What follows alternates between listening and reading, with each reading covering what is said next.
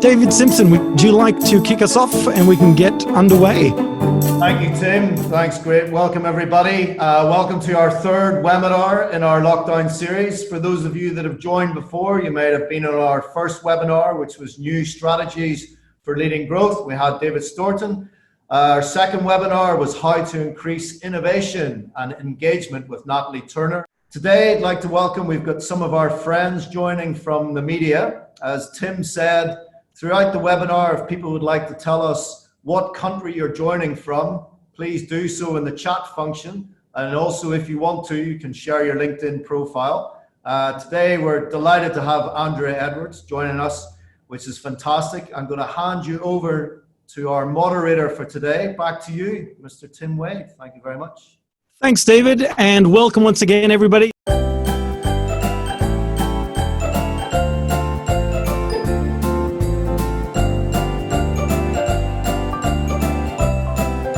Our guest speaker today is Andrea Edwards. I've known Andrea for a number of years, and for me, she is one of the most authentic people online. She delivers high value. She's very knowledgeable, deeply, deeply researched, adds incredible value to organizations of the highest caliber that are bringing her in to deal with their people, to help leaders be online and appear online and have an online presence that is what she calls social leadership. So we're going to have a talk about what social leadership actually is, and then how do we make sure that we are doing it so that so we can think about how do we sell when nobody seems to want to buy or when it feels wrong to buy, but also how do we connect more effectively online as well. So I'd like to introduce you to our social media super expert, our social leadership expert, Andrea Edwards. Andrea, welcome. Oh, thank you so much. I'm excited to be here. Hi, everyone. It's a great turnout. It is great turnout. Thank you. I'm looking through your answers. Absolutely. Couldn't agree with you more. It's called cold calling on social media, a lot of what you're saying. Brilliant. So now you talk about social leadership, and your core is helping leaders be leaders in the social sphere. And now that the world seems to be completely on the social sphere, what is social leadership, Andrea? So social leadership is a relatively new term in the context that I'm using it, but it's definitely gaining traction around the world, especially with large enterprise organizations. So social leadership is about all of us putting a real stake in the ground and saying, this is what I care most about, and I'm driven by a desire to create change in the world, whether it's educating people, inspiring people, or just giving people a laugh. And it comes in so many different forms. So there's people that want to make the world more beautiful. So the interior designers, hairdressers, makeup artists, or artists. So they have a social leadership presence that's around what they care about. But it goes all the way through to, say, a large technology company where their leaders might want to talk about blockchain or artificial intelligence. And it's about identifying what it is that you care about. And then you're driven by a mission to go out there and educate, drive change minds. And it's a really important difference between what we've seen. So social media has only been with us just over a decade, right? And a lot of the executives I work with talk about what's bad about social media, and it's egotistical behavior, it's narcissism, it's look at me, it's using it as a broadcast channel. Whereas social leadership is a different mindset, because first of all, you're driven by a real purpose and a cause, but also it's a humble approach, because you're serving your audience. You're trying to help them, educate them, inspire them, make them laugh, whatever your motivation is. And they're all completely relevant. So that's a very quick way of saying what social leadership is. So if somebody wants to increase, so is social leadership about increasing influence, or is it about increasing connectivity, or is it about representing yourself, your values, your brand in an authentic way? It's all three of those things, absolutely. So, you're not there for, so I know a lot of people think it's about sort of numbers, the vanity metrics. People want to be a superstar. They want to be an influencer. That, to me, is the old way, and that's the pre-COVID sort of way. And we praised that model. I didn't personally. I can't stand it. But it's about flipping the social media channels into what their true potential is. Because, one of the things I'm doing at the moment is I'm watching a lot of futurists, and because I want to understand what's coming, what's next, where should we be moving towards. And I want to encourage everyone, go and watch the futurists, listen to what they say, even the ones you don't like. And I'm trying to put myself, in that next phase for humanity. And the futurists are coming up with two paths for us. And one is a dark path. It's more inequality, more despair. But the other path is better for all of humanity. And one of the things that I'm really driven about is getting people to embrace the opportunity to be social leaders so that we can be voices that drive the changes that we need in the world, whether it's in business or in society. So the power of the people. So there's an Australian radio guy called Alan Jones who's just resigned this week. And personally, for me, people might be fans. I don't care what people like or don't like. We're all individuals. But for me, he was a misogynist. He was spreading a message of hate. And for the last few years, there's been a really strong campaign to get him off air, and it's through the voice of the people. So we've got to claim this opportunity. We can all claim this opportunity. And you can do it, you can be socially driven, so that's a cause, or you can be professionally driven, where you really want to talk to customers, you want to educate them, you want to empower them with information to make decisions, which is how they will eventually buy from you. Because we're in the business of building trust today. That's what we're all doing. And trust is at an all-time low all over the world, with business, with governments, with charitable organisations, and with the media. So we're in the business of building trust. And you do that by carrying yourself with a lot of integrity, authority. You've got to be deeply researched in what you're doing. However, if you're a younger person, the other option is you can share the journey, share what you're learning, share your experience. So there's a lot of different ways that you can go about being a social leader. Did I answer that question? So if we are attached to an organization and have an expectation to represent that organization online almost every time we say anything, how do you separate between the you as an individual and the you as a representative of the organization? And then secondly, how do you promote or toot the horn of the organizational products as a result of you going out there without sounding like a broken record saying the same thing all the time? Yeah, so the difference that I do, right, so employee advocacy is one of the trending topics, and a lot of the people that I work with, they don't want to be just advocates for the company. So I believe the companies are getting the message wrong as far as communicating the value of employee advocacy. So they're asking their employees to go out and share company information. Now, if you do that, you just look like a megaphone for the brand.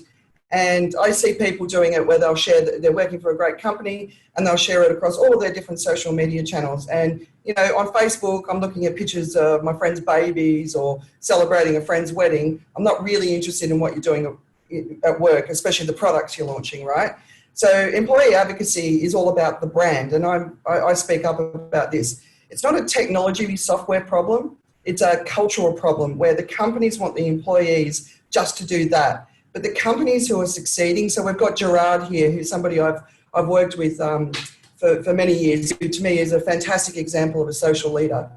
But you've got to help your employees identify their voice, what they want to be known for. Then they go out there and own that topic, and they build a reputation, they build trust, they build credibility with their audience. And that can be customers, it can be employees, it can be partners, all the different stakeholders. But I've worked with MNCs where some of their superstars in the tech or the financial services industry, and they want to talk about their foodie bloggers, or they want to talk about mindfulness or spirituality, and that's equally appropriate. So it's about unleashing the humans that work for the business and giving them the voice. Of course, all of the employees have to be aligned to the value of the company.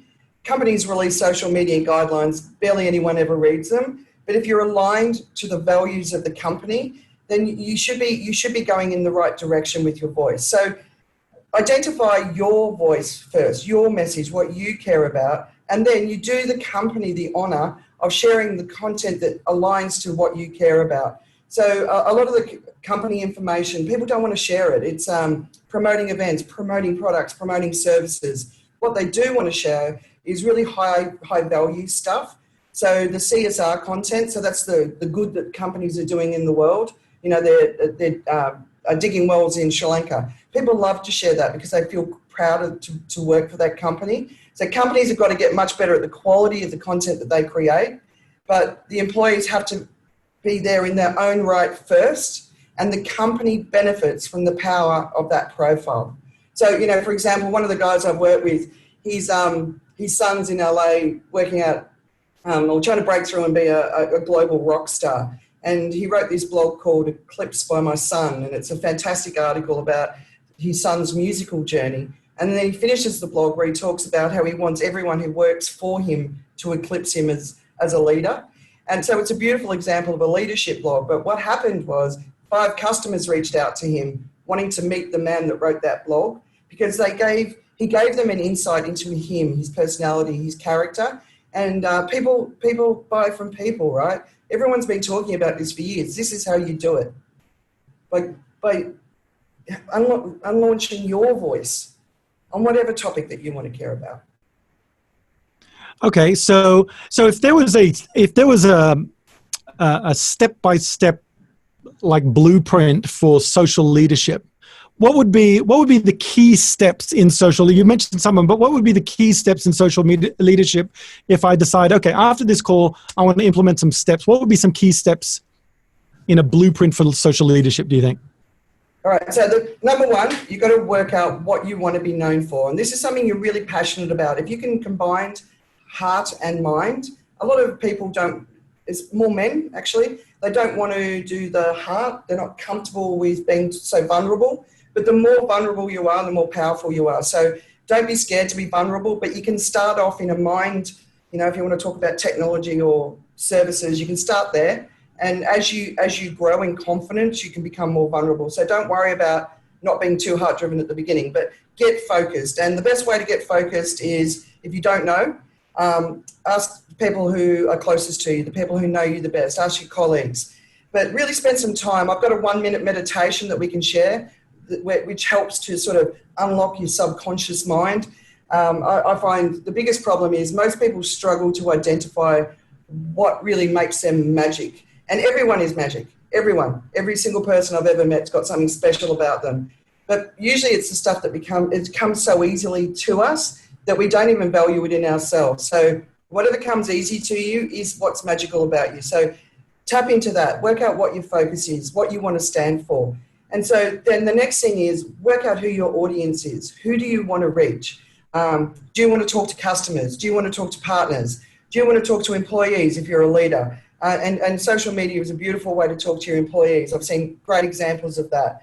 Do you want to talk to women? Do you want to talk to men? You know, there's a man ambassador movement now where more and more men are starting to talk about their feelings, and they're reaching out to other men to try and help men sort of elevate the consciousness of man, right? So when we need that, especially we're seeing a lot of, you know, domestic abuse on the increase through quarantine. So we've got some issues to address within the male community, but also within the female community. So your audience is really, really important. And then the next thing is start sharing content. So to be a social leader that really is going to make an impact and be followed, you've got to create your own content. And that can be blogging, podcasting, doing videos, whatever you're comfortable with. It could be photography, design. We've all got different strengths.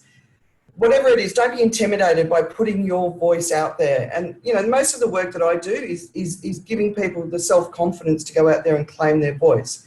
But if you don't feel comfortable starting with sharing your own information, the second thing is curating other people's information. So that's aligned to your passion. So a fantastic article in Harvard Business Review, a New York Times article that really speaks to you. So once a week, share an article with your opinion of why you're sharing it. Don't just share a link. A lot of people do that. That's microblogging, right? Tell people why you're sharing it, because what people are looking for is they're looking for a way to manage the infodemic that we're all in. So if you become a trusted source of knowledge, people will trust you more. So sharing other people's information as well as your company, if you work for a company. And then the third part of the content sharing is participation.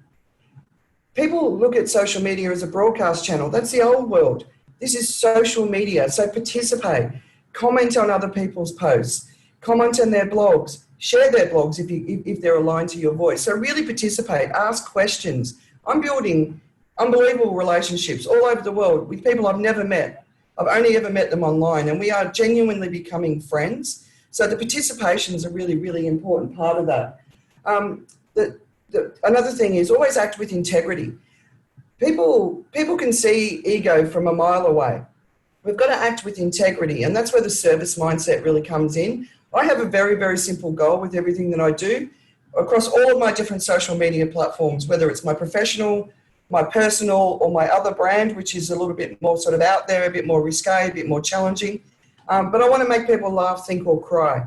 But I've got a bigger goal, and that is I want to be one of the people that's driving humanity towards positive change. So that's the goal of everything that I'm doing, and I'm really committed to that. The other thing is you're in it for the long term. Don't start this and then quit within a week, 2 weeks, 6 months. You've got to go for the long term. So a lot of people get started and then they realize it's actually really hard. And right now it's harder than it's ever been because everybody's online. Everyone, a couple of months ago, all of a sudden, this is where we communicate. So it's about turning up, always being world-class, sharing the best quality information, being really aligned to a cause, because when you're aligned to a cause, you want to move people. It gives you the purpose. That's why you're going to show. That's why you're showing up, because you're driven by something bigger than yourself, because it's not about you. Being a social leader isn't about you. It's about the change that you're trying to make. Getting alignment to the moment, that's another thing that's really important, and it's especially important right now. I've been watching a lot of people who are really out of alignment with what is going on in the world. There's great fear. There's a lot of uncertainty. People are scared. So when people just sort of pop up with, hey, you know, business as normal, it's very jarring. So you've got to be in tune with the moment. So if you're someone that wants to inspire the world and make people happy, that's great. We need you, but you still have to be in alignment with the moment that we're in. So being really in tune, and being in tune with your audience is always a fundamental skill that we need to develop. But now, more than ever, we need to develop. And I can share a blog where I talk through how the world is feeling right now, but that's going to change too. So we need to be open to it changing, and we evolve with it. But by participating on social media, by actually being there yourself, you will start to sense how the conversation is changing and growing and evolving, which is why I don't recommend that people outsource their voice. Another thing is you don't have to do too much. A lot of people think you've got to be there every day, you've got to blog every day. No, you don't. It's like the boy who cried wolf. No one's going to pay attention to someone who's doing too much. They actually start to look past you. There's so much information out there. You can turn up less, but always when you show up, be world class. So that's a really important message. I used to do so much more on social media, and then a few years ago, when more and more people started to join, I realized that it was time for me to step back because we were getting more activity. So anytime I show up, my goal is to make sure it's always world class. Be positive. There's a lot of negativity out there in the world already, but on social media, we're also seeing a lot. We need the positive people on social media, and I'm not talking about being falsely positive. I'm talking about just, don't criticize people, don't get into arguments, because more of us are online now than we've ever had. There's a lot of different characters and a lot of different personalities. You're not going to like what everyone does. Don't worry about that. In society, we don't like everybody in our society, right? Why should we expect to like everyone online? Just move past them, or unfriend, or disengage, disconnect if you need to. Another thing is join the giving economy. If you want to be a successful social leader, you help other people be successful. So if you're a leader of a team, you interact with your employees' content. You interact with their blogs. You share their content. You write references for your employees on LinkedIn. You spend time helping your employees be successful. The higher up you are, the easier it is for you to be successful because you already have a loyal audience in your employees who are going to pay attention to you. But your employees don't find it as easy as you do to break through. So help them break through. Give as much as you can. The rewards are incredible. But also if you're just getting started out, this is one of the great ways the people will start paying attention to you because you're one of those good people in the world that's helping other people be successful. And the final thing is be authentic. Don't worry about being imperfect. A lot of people think they've got to write perfect blogs. Nobody writes a perfect blog unless you've got a professional editor. So don't worry about being perfect. Just be yourself. It's all right to show who you are. There's a great article in the New York Times that leaders today are starting to cry in public, right? We're moving into a time where emotion is acceptable in men and women, and being vulnerable, being yourself is really important. How's that for a start, Tim? I feel like crying. No, it's that's a very good start. I mean, actually, when you're talking about having that being attuned to the time right now. Last August, I did a sort of a branding exercise where I asked people who knew me 5 words that describe me. And one of the ones I absolutely loved, which encapsulated a lot of what I do and how I appear on stage and how I appear in front of audiences and how I share a message and how that gets out there, was a word that my wife used that I then decided to go front and center of my brand in January, and then I had to pull it. I had to pull it almost as immediately. The word was contagious. Now, unfortunately, it's a great word, except for now. Right. So if it's about sharing a feeling and understanding everything else, and I was just like, no, I'm going to keep going. I'm going to keep it. You know what? I got to pull it. For the people who are hurting right now, this is a terrible branding word. So let's just move it. I don't know if we can come back to it, but that's a tough one. Another thing that's been cropping up, and I've been doing a lot of group sessions with some of our peers, and sometimes people need to go back into an old skill because that old skill is relevant to now. So, a lot of people, especially if you're in an SME or if you're in a very small sort of entrepreneur type, you've been building something for a long time and you care passionately about it. And I get it, right? It's the same for me, right?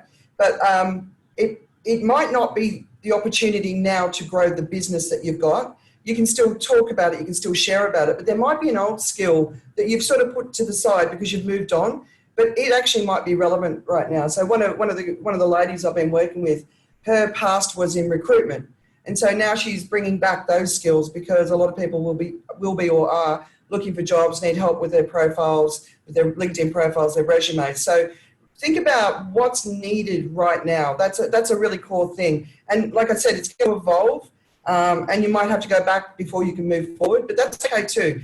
Being in tune is what will help you be successful. If you're out of tune with right now, you will harm your brand and your reputation for the long term. So it's a time to be very sensitive. It's a time to be very empathetic, and we should always be empathetic. But we've been in boom times for a long time, and people in their mind are still in the boom times. So the boom times are gone. But I think it's also an amazing time for innovation, like real change, deep change, foundational change. But the boom times are gone. So how are you relevant to now? And that's the question to ask yourself. And then monitor this time. Like I said, watch the futurists, listen to what they're saying. Pay attention to the scientists. What time frame are we really talking about here where this impact is going to be? Are we going to go back or are we going to move forward? I hope we move forward, but there's a risk that we could go backwards, which would be a shame. Yeah. So I will ask you a question next about how do we sell when no one's buying or when it seems to be wrong to be selling. I'm going to ask it, but just before we do, we did get a question in the comments asking for clarification. So Octavio asked, is social leadership the same as social media leadership? Is that effectively what you're saying? Because it sounds like what you're saying. So really, Octavio just wanted some clarification. Because if you actually build yourself up as a social leader, you're building yourself around a message that you're taking out into the world. And that doesn't just exist on social media. It's also in the physical world. But right now, we're only in the digital world, right? So, if you build yourself up with a profile as an expert in a particular area, when this is all over, you could be on stage as a speaker. So it's not just in the digital world, but what the digital world gives you, it gives you an opportunity to amplify your message to a much, much, much larger audience. So I work with a lot of sales leaders, and one of the questions I ask them is, how often are you basically having the same one-on-one meetings with different customers, answering exactly the same questions? And they do it week after week after week. It's different customers, same meeting. And basically what I tell them to do is go out there and answer your customers' questions on social media. So by the time you actually get into the meeting with the customer, you're well ahead with the conversation. So you're not constantly doing the same thing. So it's an opportunity to amplify your message to a much, much wider audience. And it's a fantastic opportunity for all of us. We've got to claim it, you know. Brilliant. And then the other question that we did get in there was, who are the futurists that you would recommend listening in or tuning into? And I guess it depends on the industry that they're speaking about and some of those sorts of areas, but who would you recommend? All right, so I love Ian Bremmer. I think he's really clear. So he's one of the ones I've been listening to lately. But think about it from don't think about it from the names I'm going to recommend. Think about it from economists, technologists, geopolitical futurists. Did I say technologists? Social futurists, social media, where the technology is going. The virus, so researchers who are futurists on where we're going with that. So to me, it's about going across a broad swathe, and then whatever industry you're in, there will be futurists that you need to follow as well. So start somewhere and let it lead you, and follow your own path. And I think we rely on recommendations too much when we should be digging into it ourselves. But I'd also recommend listening to people that you don't like. Listening to people that you don't agree with, because it's really important to get the different perspectives, and then you start to bring the threads together from your own research. So there's so many futurists out there. I mean, Graham Codrington, I just recently had listened to something he was doing, and I really loved that, but he might not be your cup of tea. So, and I've listened to futurists that I don't value. I don't respect what they've got to say, but so just go out there and find the ones that really speak to you, but also listen to the ones you don't like as well. Should we listen to pastists? The ones that talk about the past? Well, history? I listen to everything. Well, yeah, because I mean, I'm a history buff, right? And the past has many, many lessons that we need to learn. And I think half the problem with the world is we're not paying attention to the past. But yeah, I mean, we should all, I mean, to be a social leader, that's another thing. You need to be widely read, widely researched, and understanding all perspectives. Like I spend time, like I'll be on Twitter at night. My husband's got his quarantine game that keeps him happy. So, and I'll go into a Twitter thread where I'll follow through the conversation and listen to different perspectives. That's a really valuable thing to do. A lot of people won't commit the time to that. But to me, monitoring the conversations across social media in different platforms, I find that a really enriching environment to learn. You learn where people are. If you're left wing or right wing, it doesn't really matter. But you can listen. If you listen to both sides, you have to stand back from it, though. You can't get emotionally engaged in it. You just got to listen and observe. So I'm very much an observer of social media, and I recommend it. It's a really powerful thing to do. It's true. You do need the left wing and the right wing enabled to be able to fly. I do have a so the question. Let's get to the question about how do we sell if nobody is buying, or if we as an organization we need to sell. We need to sell something to bring in the revenue, but we just feel like it's dirty to be selling. I mean, it just feels wrong, or the wrong timing, or the wrong messaging, or something's wrong. Well, I mean, I'm one of the early pioneers in the content marketing revolution in Asia Pacific, and the concept of selling has been changing for a really long time. We just haven't all been getting the message, right? So cold calling, advertising, I mean, those industries have been, especially advertising, has been really, really struggling. So the old way of selling has been old for a long time. We just need to move beyond it. So I'll give you an example. One of the fantastic sales leaders that I work with the large MNC, he basically set out for 6 months, he set out a whole series of content to take the customer on LinkedIn on a journey of what problem he was solving through the solution that the company was offering, right? So it was a 6 months journey. 6 months after, he got an email from a customer who had vowed that they would never work with this company. And they said, I want to work with you. You know how to solve my problem. and here's how you register with the company. Let's get on a call. Let's get going. In that year, it was a $5 million deal. The following year, it was an extra $10 million deal, right? And so this is content marketing, social leadership. So to me, social media and content marketing come together and create social leadership. That's the real marriage, right?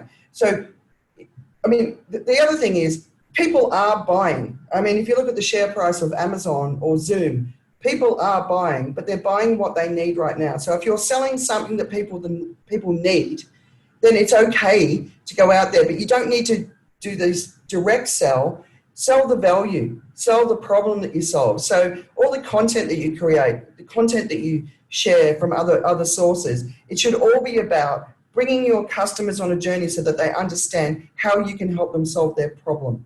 So you can sell, but it's just not out there. We're in the business of building awareness, earning respect, and building trust. And this has been the case for a long time, but this old transactional selling mindset, 85% of salespeople are transactional sellers, right? So the top 15% are the real value sellers, and you take your customer on a journey. Now, some people will go, but I haven't got 6 months. And well, the truth is you should have been doing this all along. 6 months for a big enterprise sales is probably a bit typical from a time frame perspective. It's actually quite short, but be out there, sell the value of the problem that you solve. That's what we should be doing. Don't be in blatant sales. However, say your customers are in the hospitality sector or the airline industry. Right now, if you turn up and try and sell them something, they're probably going to laugh at you, right? They're not buying at the moment. They're trying to survive, and they don't know how long this is going to impact them. So it's all about who your customer is and where they are right now. And I would encourage everyone to get on the phone, drop an email to your customers and say, how are you doing? What's the biggest problem that you're facing right now? And can I help you overcome it? And I'm surprised by the amount of salespeople who are not doing that. I've been reaching out to all of my customers for the last few months, and I've been sending them access to free tools that I think their employees can benefit from. I've been saying, if you need me, I can run sessions, no charge. Let's just keep moving forward, right? So talk to your customers, find out where they are, find out what they need, and if what you're doing right now isn't relevant to them, then start building a case for it, because it will be relevant again. We don't know how long until it will be relevant, but start building the case and your companies will come back. And what can you give your customers right now? Building loyalty and a sense of obligation in the nicest way. There's a fantastic story out of Katrina, the hurricane, where a guy and he was an individual entrepreneur, he flew in a solution to stop the flooding. And so forever this guy has a sense of has obligation from the Council of New Orleans, right? So build obligation in the nicest possible way, but do what you can. Not everyone's going to be able to make money right now, and we need to accept that. But innovate. Maybe you need to do new things. Maybe you need to be looking in a new direction. But whoever your customer is, educate them. Help them understand why what you're selling is important for them and how it's going to help them overcome their problems. Does that make sense? Yeah. So if you are looking at the 6 month journey, it's taking them on the journey. And I love that concept of it's the art of selling when nobody's buying. And that art is, of course, awareness, respect, and trust. So it's building that over that 6 month journey. Is it possible to do that? I mean, would you recommend it's possible to have that sort of journey mapped out and you start on that, but at the same time, it sounds like we're saying at the same time, go out to customers now and go, how can I help? What do you need? Yeah. Can I be of service? And it sounds like do both. It sounds like plant the seeds for the big tree later, but do some of the immediate relationship stuff right now. Yeah, I mean, relationships are everything, and digital relationships, physical relationships. I mean, there's a lot of industries that I've been working with over the years, especially in the financial services sector, where they rely on the physical relationships, and that's the tradition of the industry. I mean, people working for the large financial services organisations, they don't even have access. They can see LinkedIn on their computer, but they can't interact with LinkedIn. They can only do it on their phone. So if you wanted to get them to blog, for example, they can't physically do it in the office, and you can't physically blog on your phone. So they've got to do it on the weekend. And a lot of these more traditional organisations, they're still in the 9 to 5 sort of mindset culture, right? So, there's lots of different barriers for people as well that we need to be aware of. Okay.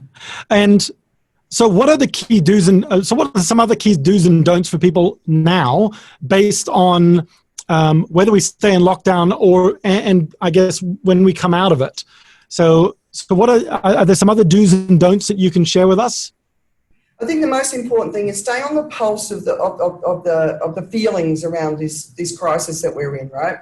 So, and just in the last week, I've been on a few calls where there's a sense of optimism out there with some people about the future. Like once this quarantine's over, I've been in quarantine for 9 weeks, and there's an earlier 2 weeks, so basically 11 weeks. It'll be 3, 4, maybe even 5 months before we're out of quarantine, and a lot of that will be our own choice. But you've got to stay on the pulse. You've got to be connected to reality. So if you're out there being all optimistic and buzzy and everything's over, and then we've got a second wave, which is even worse than the first wave, then you're going to look foolish. But more importantly, is your customer optimistic? So if you go and talk to a customer from a place of optimism and they're still in a place of facing reality, then you're going to be out of tune with them and how they're feeling, and they're not going to like that, right? So it goes back to that question, being in tune. Share information that's relevant to the moment. Hard sell is not going to work. It's not going to work, and it's out of context. You've got to be present in the moment that we're all in together, however that makes sense for you, and it's regardless of how you feel. Take the measure of how your audience is feeling, and I think that's something that people really struggle with.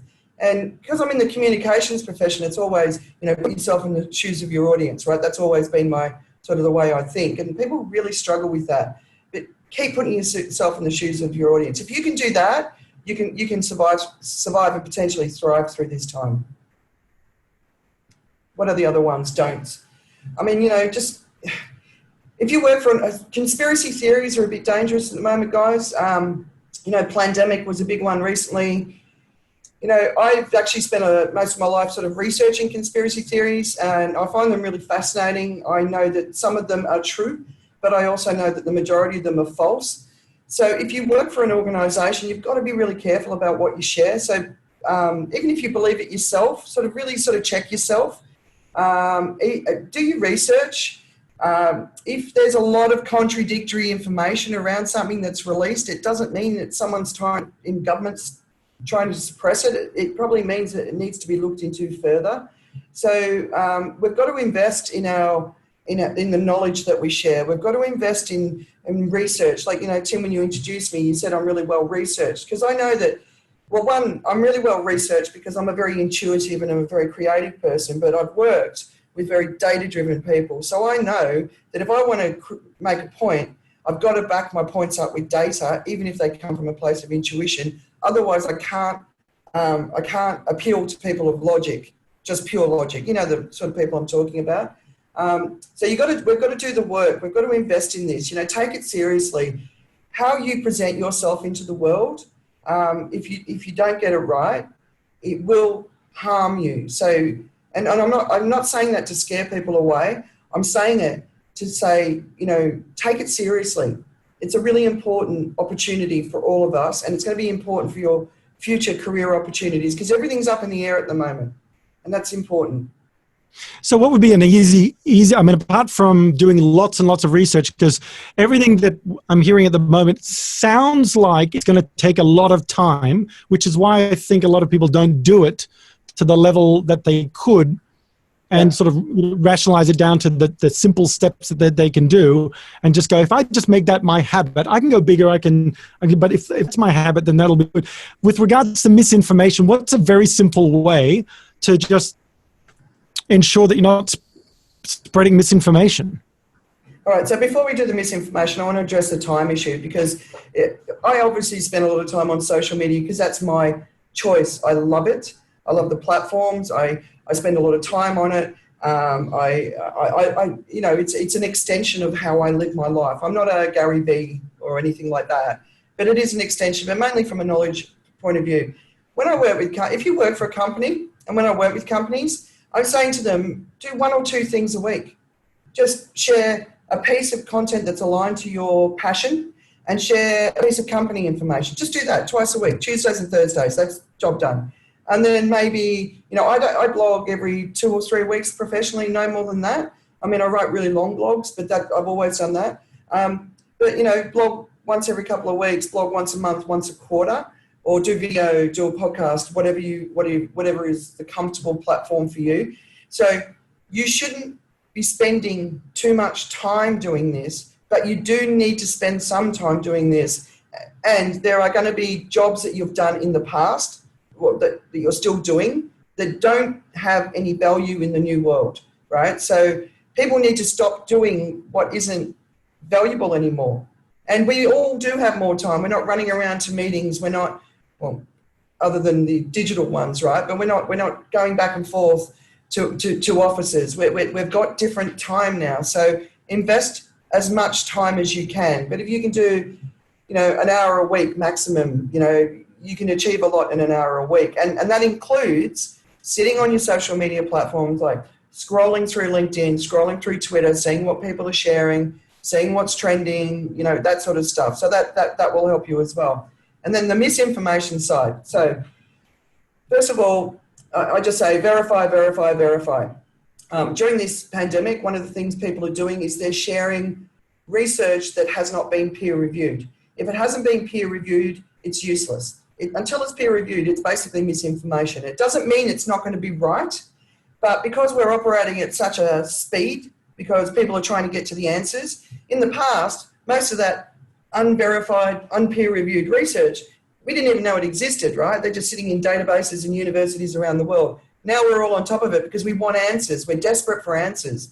And sometimes we're sharing these unverified pieces of research because it supports an argument that we've got, but then 2-3 weeks later, it becomes discredited because the peer review doesn't succeed. It doesn't mean anything, if there's any conspiracy theory, it just means that we are publicly aware of a process that we were not aware of before because we're in the middle of a pandemic. So peer review. When you share an article, if it's talking about research, so it should have a link to the research. So if anything quotes research, make sure that there's a link to the original research. So click the links in the article. So we've all got to take more steps. If it doesn't feel right, look into it. Look into it. That doesn't, the pandemic thing, the thing that stood out to me is some of the video footage that was used was doctors who I'd actually seen on social media, and the way they were used in the pandemic documentary, whatever that is, it was out of context to how they actually were presented. And one of them was J.K. Rowling's doctor who taught her how to breathe. So it's actually quite a famous video, and then it was used in a different context in pandemic. So we've got to pay attention. We're responsible. Our credibility is on the line based on the quality of the information that we share. So it is worth putting in the effort. So I just really want to encourage everyone to do that. Yeah, there was an example where I saw some people I know signing the change.org petition in Australia, and I received it on my feed, trying to stop the 5G from going in. That was the other conspiracy theory. And I'd just done a sort of a radio show, a show that we do online. It's not really a radio show because it's video, but where we have a bit of a discussion about it, where our goal was to debunk it with common sense. And absolutely no research. And we just sort of like pulled it apart a little bit. I mean, anyway, so it's just, and the other thing I think is quite useful is just to go to Google and just type in scam or misinformation or fake or whatever, and the thing that you're reading about, and just see what the opposing view is or the opposing opinion is. Because some of the scam people are just clickbait for scam as well. So yeah, it's just it's discernment really coming into what we share, because it is representing ourselves and our opinion. But I guess if we do share something that's false, I guess we need to be quick to go, you know what, I was wrong about that. And so then the authenticity comes out as well. You go, I kind of screwed that up. Yeah, I would really recommend delete it and then write another post and say, I've just deleted this because I've done some more, and let's take responsibility for it, because it's actually causing real harm. In America, one of my friends is married to a black man, and he's being abused on the street because there's this idea. So black people are disproportionately dying compared to white people. And so what's happening is white people think black people are more contagious. And it's a really dangerous piece of information, right? Nurses, doctors are being abused on the streets. Their job is harder because we're accepting this disinformation, which means we're not accepting the guidelines that are being set out because we don't trust the government because trust is down. And, you know, I think we've all got to come together and say, we've got to learn to trust again, because it's becoming a really dangerous part of our society. And you know, like we've all seen it in the last 20, 30 years. I mean, the world's gone really, really crazy, but we've got to trust again. And we've got to trust the people who deserve the trust. You know, the scientists, they're desperately working hard. But this is an unusual, and you know, the 1918 pandemic, that also had misinformation, because apparently it's typical around a pandemic because we're trying to find the answers. And it's not like the normal media where we can get the answers quickly. And 5G is a really interesting one. So when the first concerns around 5G started to be raised more in the alternative sort of publications, I just reached out to the industry analysts that I knew and the experts in the telco space, and I just asked, what's the story here? Is this something? Is this something that we should be looking into, or is it not? And I just got lots of different feedback from people working on it. And so, you know, use your networks, go and ask the questions. Don't just accept everything as truth. And if there's a bit of sensationalism about it, that's a pretty good sign that you should dig into it a bit more. Fair enough. It's speaking of authentic then, outsourcing your voice or outsourcing. Like, this sounds like it's going to take a lot of time. Why don't I just pay someone to just handle my social media presence and sort of respond to people and all that sort of stuff? What's your view? Don't bother. Don't bother showing up as a social leader if you're not going to be a social leader. Honestly, I am so, you know, like, no. Like you can't gain the benefits of social media if you're not actually on social media all over the world. And it's totally inauthentic. I mean, I can't tell you the amount of leaders I've watched, the way that they present themselves. And I can tell that their PR and their comms team have come in and done it for them. And they've just put their name on it. But it's obviously not them. You know, sure, get help. Work with editors. Brainstorm with teams. But you have to be involved in your own voice. Otherwise, don't do it. Honestly, don't do it. And the more senior you are, the more authentic you're required to be. You know, people are talking about authenticity, vulnerability with leaders, right? This is how you do it. But it can't be wrapped around PR walls. Those times are over, and leaders need to be sophisticated enough that they can participate in a way that they're not going to do, you know, they're not going to go against company guidelines like talking about information that's going to impact the share price, right? You shouldn't be talking about that stuff anyway. Be of value to your audience. You know, leaders can reassure right now. That's the job of leadership, helping employees believe in a future. You know, because it's a scary time. So this, you know, but if you're going to outsource it 100%, I just don't bother. Don't bother. I must say, the first time I've heard it, you said it a little bit earlier, and I absolutely love it, is organizational leaders going in and commenting on their staff's posts and sharing them. I think is one of the most amazing ways to build confidence in your people, to build that sort of loyalty with the organization, and to just make them feel great, is when you're going in there and saying, I love what this employee of mine just said. I love it. I really love that. Social leadership completely transform a business from the inside through the voices of its people. And, you know, in the research I've done, employee engagement levels are up. People believe in the company again. They're more loyal to the company. The benefits are amazing.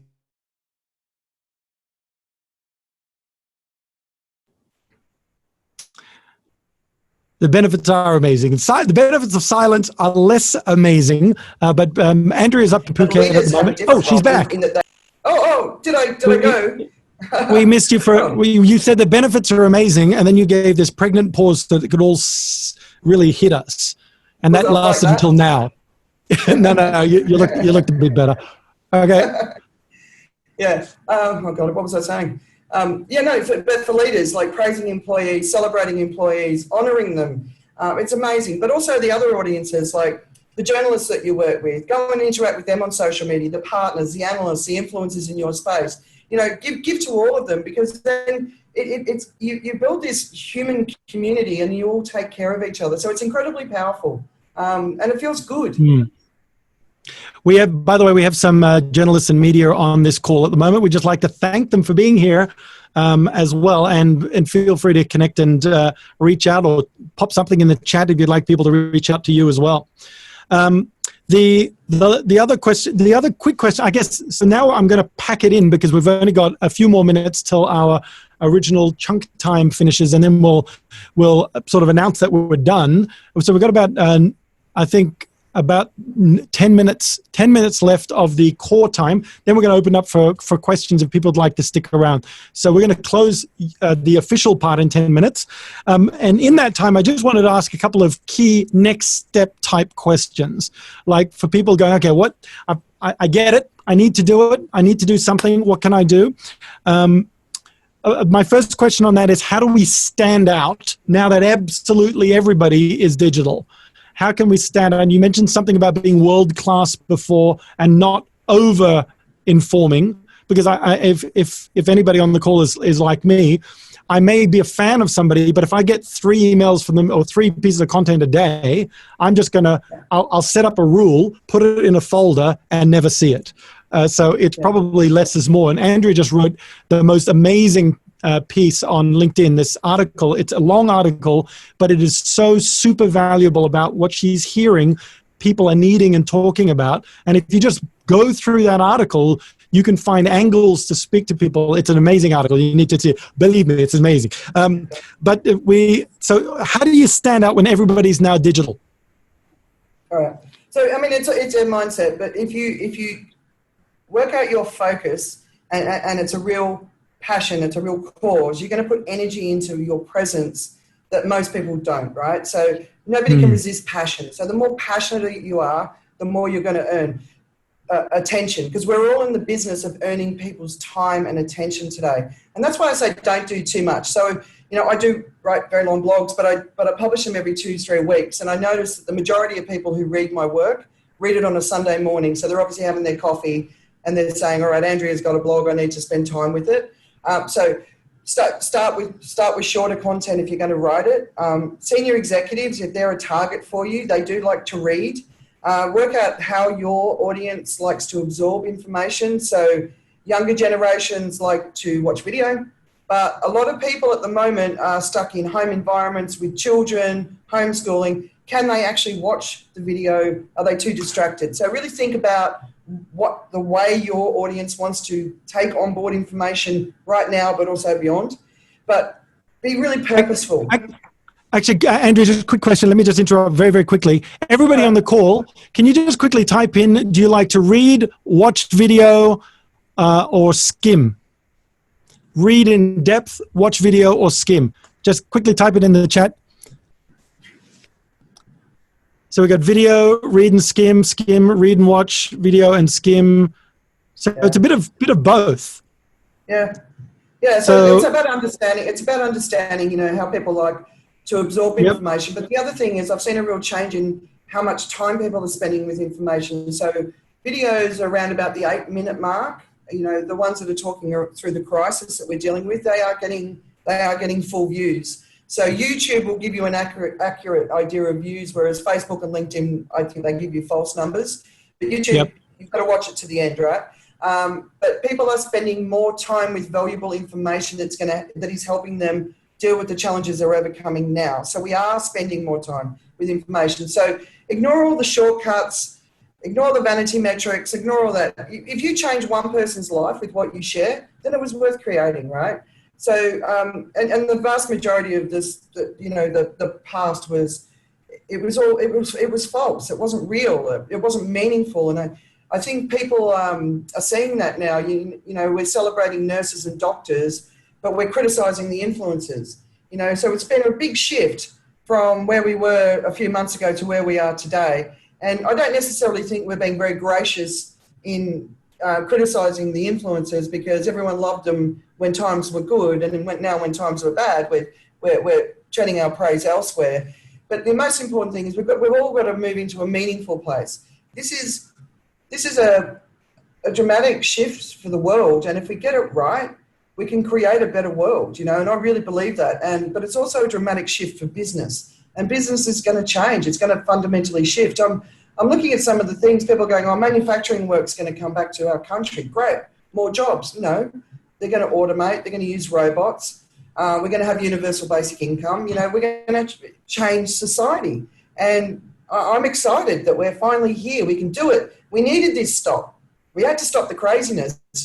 Climate catastrophe is still here. We still need to overcome some of the biggest challenges that we're facing. So I want to encourage people to get out there and own your voice around what you care about. Be a positive contributor to the global conversation.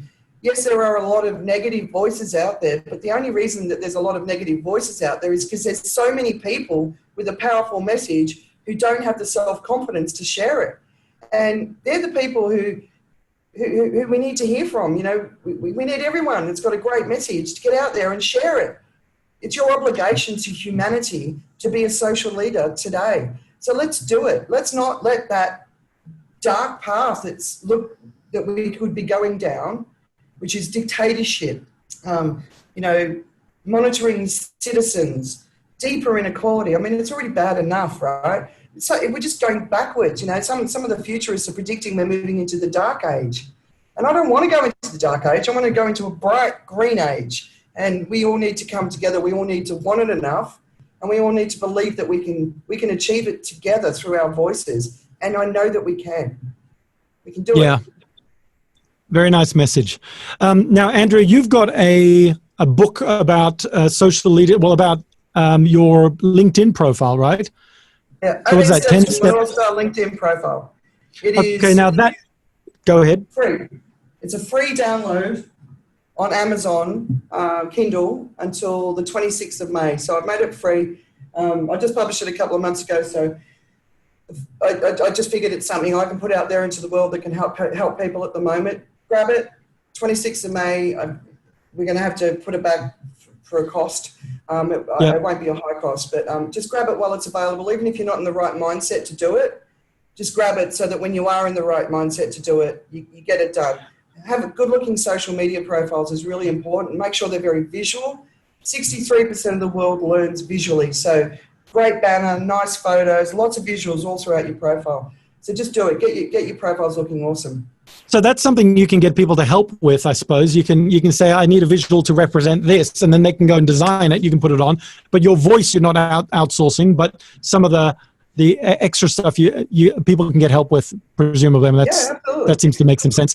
The other thing is, I'd like to ask everybody what would be their next steps. What are some of the things that you're going to do as a result of listening to this? So what are you going to implement? What are you going to do next?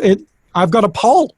So I'm just going to put this up for the next couple of minutes. I'll just read out the questions. What are you going to do next? That you can update your LinkedIn profile. You can download Andrea's book.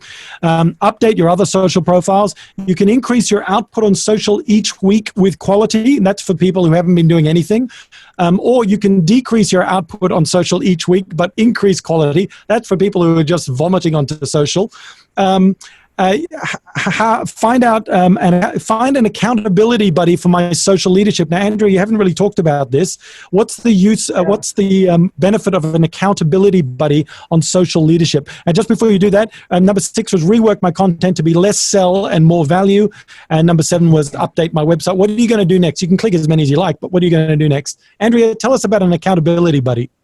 Yeah, so I've just put the link to the Amazon free download. So just grab it. You don't need Kindle to download. You just need the app on your phone. So just grab it. And if you like it, put a review for me up on Amazon because that will really help me later. So some of I don't need an accountability buddy. I probably need someone to keep me to do less because I get so passionate about it. But if you think you're one of those people that you just really struggle to make the time to make it a priority, have a friend that you're doing it with. I heard the other day that someone's using the book for a book club, which I'm chuffed, right? I never expected this book to be part of a book club, but basically what they're doing is they're going through it step by step and they're all updating their profile. So if you've got somebody that you get on well with, you're aligned in your thinking, you sort of make sense to each other, be accountable to each other, get your profiles updated, make a commitment to each other. Do it, by next Sunday, we're both going to have this done. And then within the next month, we're going to produce our first blog, video, podcast. Have someone that you can sort of help support you through this and make you accountable if you need that. Not everybody needs that. Self-confidence is another thing. If self-confidence is holding you back, like that first pressing of the publish, even CEOs get nervous about that first pressing. I've actually done it for many, many people. You've just got to do it. I know it's a hard step. You've got to be courageous. Self-confidence is the number one thing that holds people back. Why would anyone care what I've got to say? Well, the reality is you don't know if anyone's going to care about what you've got to say until you start saying it. So one way that you can get self-confidence is the community that is around you. If they like the way you speak, if they're inspired by what you're speaking about, that's a pretty good sign that there's an audience for your message. So you've got to overcome the voices in your head that are stopping you from moving forward, and you just got to go for it. And if you're really purpose-driven, it really helps to address that. Okay, brilliant. So it seems like I'm looking at the poll answers. Most people are looking at updating their LinkedIn profile, downloading the book. 2/3 of the people say they're going to do that because it's they can select multiple. The percentages aren't going to really add up. But increasing their output on social each week, over half everybody on the call. Some people are decreasing, which is great. And the other big one was reworking their content to be less selly and more value adding. Here's an example of how to do this. Here's an example of how to do that. Because that's kind of what you do, isn't it? You say, here's ways to do this, here's ways to do that. And people go, I need to work with her. And then they reach out to you and say, yeah, she can solve my problem, rather than you trying to say, I promise I can sell your problem. You are actually giving it away, and they go, come and do this with us. Help my people with it. And I guess that's the big difference. I'm a big believer in give it all away. And, because I'm like Tim, I'm in the professional speaking space. I'm in the training space. I work with, large MNCs, and I give it all away. I'm constantly, all my blogs, if you go back through the history of my blogs, it's all there. Everything's there. But companies still bring me in too, because there is a need to do it face-to-face. There is a need to do these sort of training sessions. So give it all away. Give all your knowledge away. But don't think that by giving it away, you're not going to earn. You will. You'll probably earn a lot more. I don't scrap around for small business opportunities. I'm focused on big business opportunities. So give it all away. Build the trust, build respect, and your business will flourish. But recheck where you are right now in relation to where the world is right now. And if you need to shift, then it's a good time to shift. Fantastic. Andrea, we could talk for hours, but we don't have hours. We've kind of run out of time, but thank you so much. You're going to stick around for a little while to answer questions if people have got some direct questions. I know that hopefully I'm not stealing David's thunder here, but we've got Tim Hammonds. Tim, can you just give me a thumbs up if you're ready to show? You are? Do you want to do that? So Tim Hammonds, let me just introduce Tim. Tim Hammonds is a graphic, I guess he captures what we talk about in meetings and sessions and conferences. He's a graphic illustrator that captures this. You're going to see some of his work in just a second. And we invite him to every one of these to capture it, to be part of the team that is presenting this, because of the way that he can actually summarize information that's been discussed on a visual. And Andrew was talking about how visual we are. So that it's something to share. So he's definitely someone to have on meetings and conferences to be able to capture this, because as far as summarizing, it's brilliant. So let me just throw over to Tim. Now, he's going to share his screen and tell us a little bit about how he captured it. And what we will do is we will take the finished product of what he's drawn and put it on the website, as we've done in the past, so that when we send you out the resources, the link to Andrea's book, you're going to see Tim's picture and the resources and ways to connect to Andrea, myself, and others, the Team Building Asia guys, et cetera, and also some of the giving that we've done, which David will share in a minute. So, Tim, share your screen. Oh, you are. Okay. Trying to. You've shared a white screen. But Tim also runs creativity training and leadership training as well, right? So you should talk about that too, Tim. I'll share my screen this way, the old-fashioned way. Okay, great. The link is working. So there's our model of Andrea's be a social leader. She's, I'm sure you all would agree, she's very passionate about what she is about and getting your voice out into the world. So I try to capture the essence and the story of that passionate message, a bit like a superhero. You're flying out there, bringing your voice, your message, your passion, and your gift into the world in service of humanity, and in service of your team, and in service of the truth and honesty and of growing. And so I just try to capture a little bit of that, the flavor and the story and some of the great messages that she has to share. And that's what we do for companies in a strategy meeting. A lot of companies are trying to find their voice, find their way, get back on their feet, rethink and retransform who we are, what we do. And visuals help to create the better connection, as Andrea said. Put visual work into your LinkedIn profiling and your other social media work, and it will create more engagement. So that's what we're also doing with this work. Brilliant. Thank you, Tim. Thank you once again for spending the whole time drawing pictures, but pictures that actually summarize the content, give us visual links to what we talked about, and useful mnemonics to be able to remember what happened and what we promised ourselves that we're going to go away and do. I'm going to throw over to David Simpson from Team Building Asia, who together with me brought this program to you. And David is going to do the official close. But if you want to stick around afterwards, we will still be here and we'll be answering. Andrea and I will still be chatting and we'll be going through some of your questions as well. David. Thank you, Tim, and thank you, Andrea. Fantastic, great sharing, fabulous messages in the comments. Thank you everyone for commenting and saying how positive and everything was. What I'm taking away from it is the more vulnerable you are, the more powerful you become. What a wonderful statement that is. It's almost like a paradox that comes true. And also, what makes you magic? I think everyone walking away today, what is it that makes you magic? And look forward to doing that 1 minute meditation. And it's very insightful. Maybe what comes easiest to you is the thing that's your special talent, but you're not aware of it. So I'm going to start asking people all weekend what my special talent is. Also, for those of you that purchased the ticket for good, thank you so much. We had 17 people purchase the ticket for good. That's 17 meals for people in quarantine in the Philippines. We have a Asia focus. We have 17 trees have been planted in Borneo, and 17 girls have been kept safe from sex traffickers in Cambodia. So if you have a look at the screen, you can see those results. So as a result of the Ticket for Good purchases, we have those 17 meals, those 17 trees, and those 17 girls safe. So thank you for everyone who participated in that. It's greatly appreciated. Remember to download Andrea's book, particularly before the 22nd of May, otherwise you have to pay for it. Thanks again to Tim Hammonds for doing his visual recording. And if we can hand you back over to Mr. Tim Wade, who's going to help us stick around for some Q&A. Thank you.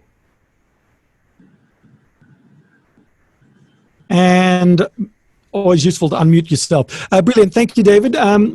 So also the other thing I wanted to mention to everybody still on before we go to the Q&A section is our guest for our next one. We will be talking about, in our next one, we'll be talking about marketing. So actually, I noticed a number of you went in when I was saying, what can we best help you with? And please let us know if there's things that go, look, my team really need help with this. I kind of really need help with that. Please let us know, because we have access to amazing people like Andrea around the world, and we can get them on here to be able to share with you. But when we do that, please buy the ticket for good. So a lot of us, well, all of us are giving our time here for free. When you're coming on, though, we would like to make a huge positive difference to organizations, worthy causes out there that are suffering right now as businesses shrunk. They've stopped their giving. So we've got a great opportunity to get great value right now, and for a tiny price of what we would be doing in the normal in normal world. We can make a huge difference to these organizations. Keeping girls out of sex trafficking, for example, in Cambodia. I mean, it's priceless, and if we can just contribute to that, that would be great.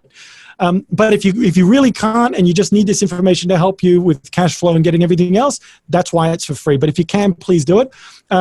And on the next one, we've got Guan Hin Tay. Now, Guan is a former.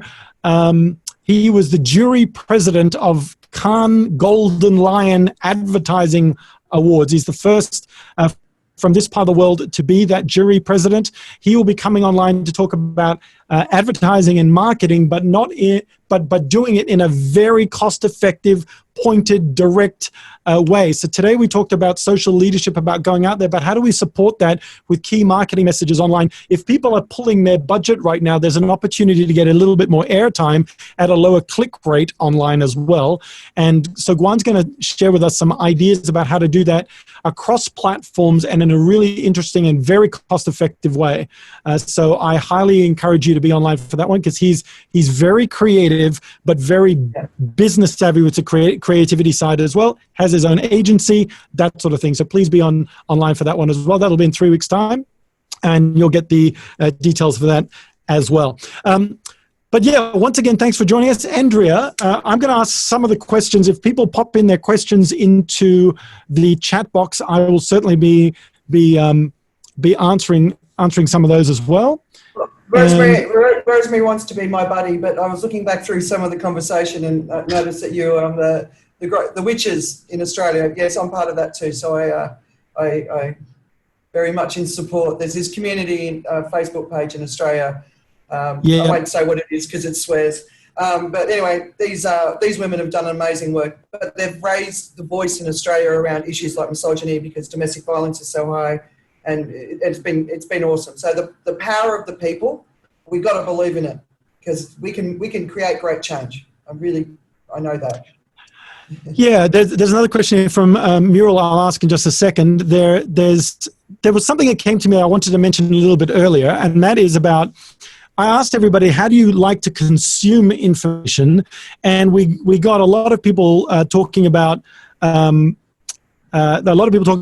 like to read, and a lot of people talking about they like to watch videos. A lot of them skim. So presumably the way that you structure is give the skimmers a way to sense the quality of the content, so that they decide to go in and read that on their Sunday morning, for example. So break it up in a way with subtitles and headings, so they can get a sense of what you're trying to communicate, so that they go, this is what I need to read. That would be reasonable. But the other thing is, how do you like to communicate information? I mean, Andrea, you're very good at writing. You like to write the long pieces. Do you do a lot on video or less so, for example? I'm starting to do more on video.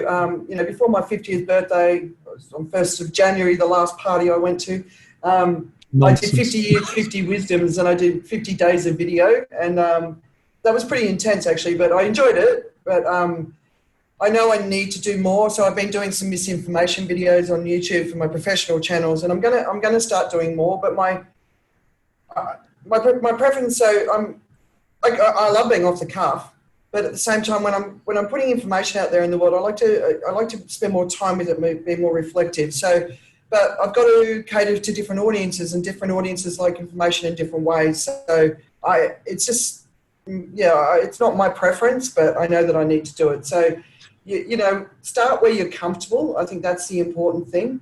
With video, if you're not comfortable, one of the things I did is I used to send my husband and my kids videos on WhatsApp when I was traveling.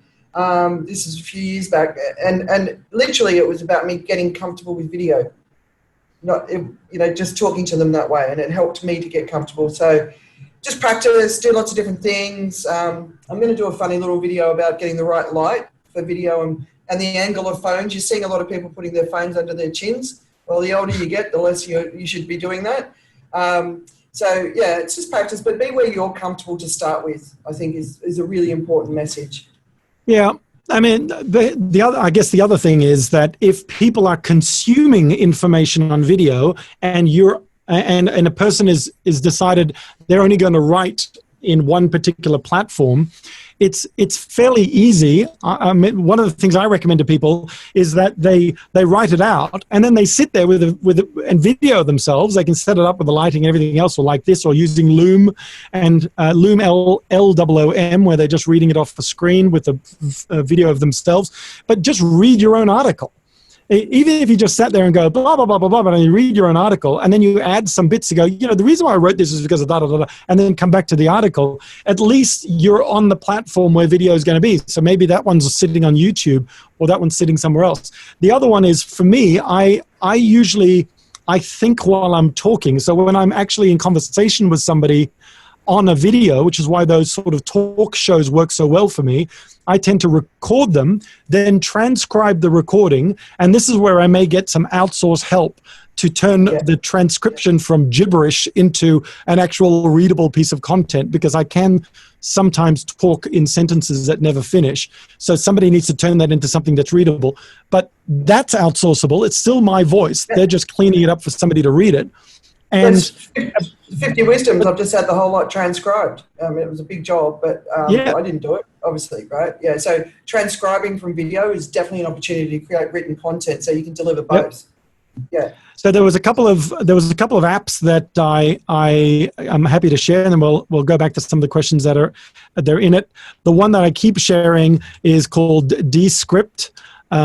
That basically you can upload the video, it'll transcribe it for you, you edit the text and it'll edit the video for you, which is really amazing, or edit the audio file for you as well, which is also amazing. So I guess what I'm trying to say, and then there's another one called otter.ai, that'll transcribe during your meetings, and it'll transcribe documents as well, so then you just shoot it out via email, save you some time, so long as you're not sharing anything too private that you're worried that somebody in a cloud somewhere is going to grab it. But Descript and Otter are both very good. Rev is another one that'll transcribe for you for about $1 a minute. There's a whole bunch. Scribey is another one that will transcribe.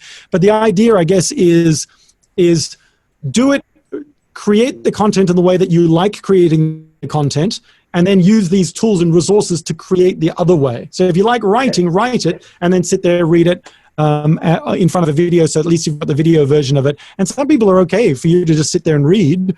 If people are okay to sit there and watch somebody else play a game online, and there's millions of people doing that, they're okay for you to sit there and read some really good content. So it's like a news story. That'll be a cool way to be able to do it as well. Okay, given that half the people were watching and half the people were reading, it's good that you're capturing the 100% of the audience instead of just half. Andrea, in the questions, one of the questions I wanted to find, let me just find it, because we've got a lot of questions coming just now. From Marie. Where's the question? I'll find it. Muriel. What triggers you to sense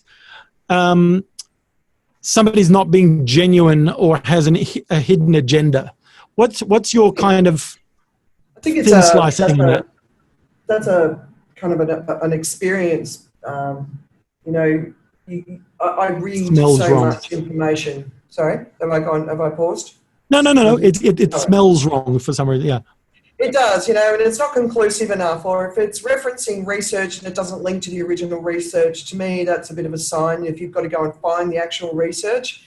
So working with some sub-editors and editors in my career, for me, it was a really interesting process.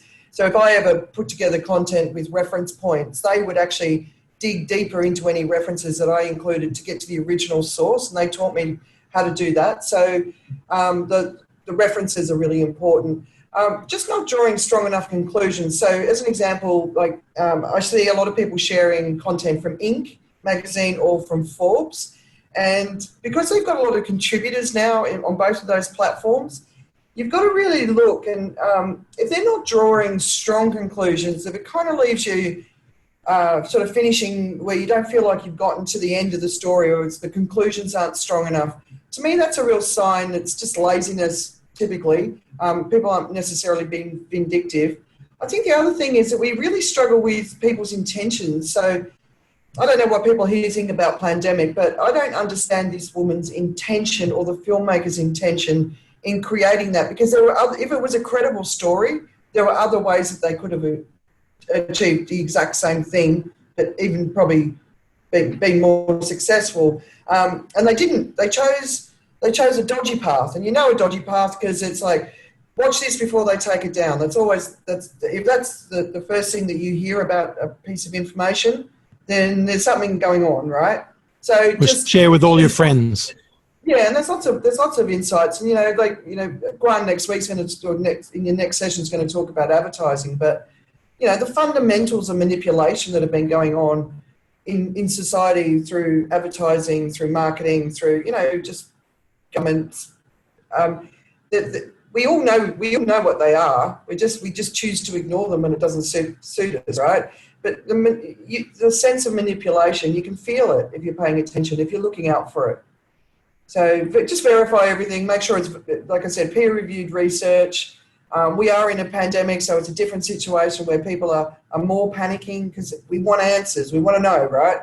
But just verify everything that you share. Take the responsibility. We have to take that extra step. Fair enough. David Thomas asked, there are a plethora of platforms available to message. Aside from LinkedIn, what others do you recommend and why? You need to be where your customers are. So it's not about which one I recommend, it's about where your customers are. So if you're a business professional, you need to be on LinkedIn, and it's the platform, right? But if you say target younger generation, are they on TikTok? Are they on Snapchat? Are they on Instagram? So where are your customers, and acting appropriately within the platform that you're participating in? So I gave TikTok a go because my 12-year-old son was on it, and I can't stand it. It just doesn't speak to me, but apparently all the young kids are getting bored of it anyway. So, but be where your customers are. That's the only answer to that question. Okay. Karen Prager asked, what, apart from selling the value of the problem that you solve and building loyalty and taking customers on a journey, what would you recommend if companies have to sell within the next 3 to 6 months just to survive? They've got to sell. How would you go out there? They're getting to the point of desperate, but they don't want to sound desperate when they're communicating. Yeah.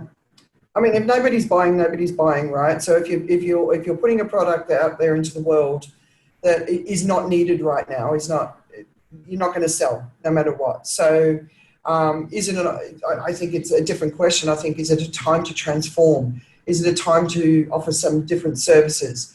This is a great time of innovation. So if I was in the design space, so I've recently paid money to get custom Zoom backgrounders designed, right? How can you fit into this time if you want to sell a product? So one of the other big boom products of the time is technology. So we're all buying lights and green screens and technology to work from home. And I'm sure IKEA is making a lot of money selling desks and furniture, right?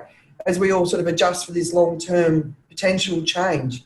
So if you're selling something that isn't going to be bought right now, you can be desperate all you like, no one's going to buy it. So that continuously sharing the value of what you sell and the problem that you solve, and maybe in 3 months' time, maybe in 6 months, 12 months' time, the customer will be ready to come back, but they're not going to prioritize it if it's not something that they need to buy. They're just not.